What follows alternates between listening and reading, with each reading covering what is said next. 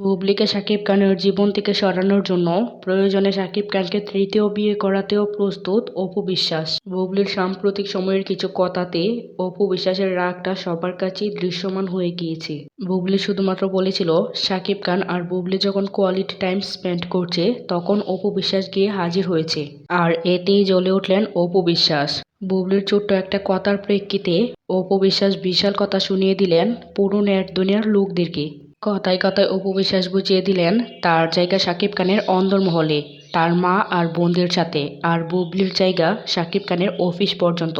ছোট্ট বীরকে তার দাদি তাচ্ছিল্য করেন, তিনি সেটাও বোঝাতে চাইলেন। বুবলির ছোট্ট কথার প্রেক্ষিতে উনি এত কথা না বললেও পারতেন।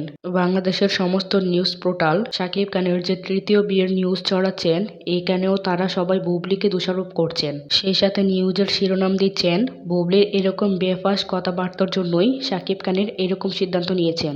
এরপরেই খেপে গিয়েছেন বুবলির ভক্তরা। তারা সকলেই বলছেন শুধুমাত্র কি বুবলি শাকিব খানের প্রসঙ্গ টানেন, অপু বিশ্বাসও তো টানেন। অপু বিশ্বাস তো তার সব ইন্টারভিউ শাকিব খান ও তার পরিবারকে কেন্দ্র করে দেন। সাবেক স্বামীর মা ও বোনকে তিনি শাশুড়ি ও ননদ বলে সম্বোধন করেন। তিনিও তো শাকিব খানের বাড়িতে খাবার রান্না করে নিয়ে যায়। এরপরে কি তার উপর শাকিব খানের মা ও বোন বিরক্ত হয় না? যদি অপু বিশ্বাসের উপর শাকিব খানের পরিবার বিরক্ত নাই হয়, তাহলে তারা কেন আবার অপু বিশ্বাসকে ঘরে তুলে নিচ্ছে না? তাহলেই তো অপু বিশ্বাস আর বুবলির সব বিতর্ক শেষ হয়ে যায়, প্রকাশ্যে তাদের সোশ্যাল মিডিয়ার ঝগড়া ঝামেলাও শেষ হয়ে যায়। বুবলির ভক্তদের একটাই প্রশ্ন, কেন প্রত্যেকটি ইন্টারভিউতে গিয়ে অপু বিশ্বাস বুবলিকে অপমান করে ইন্টারভিউ দেয়? অপু বিশ্বাসের সাবেক শাশুড়ি, সাবেক ননদ ও স্বামী যদি ওনাকে এতই পছন্দ করে, তাহলে সেটা গণমাধ্যমে প্রকাশ্যে বলে না কেন? বুবলির ভক্তরা আরও বলেন শাকিব খানকে তো শুধু বুবলি একা সন্তানের উছিলায় বিরক্ত করেন না, অপু বিশ্বাসও তো করেন।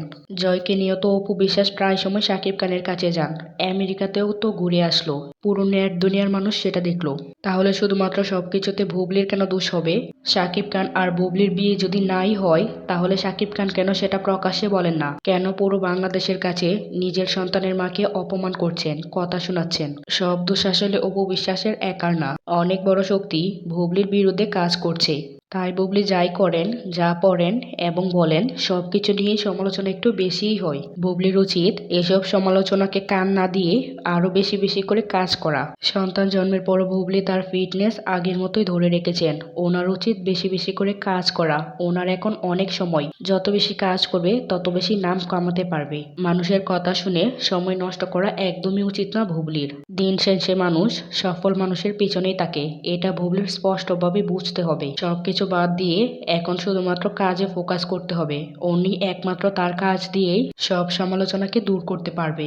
বুবলি একমাত্র নায়িকা যিনি শুরু থেকে এখনো পর্যন্ত তার ফিটনেস ধরে রেখেছেন, এমনকি সন্তান জন্মের পরও আগের মতো তার ফিটনেস ধরে রেখেছেন।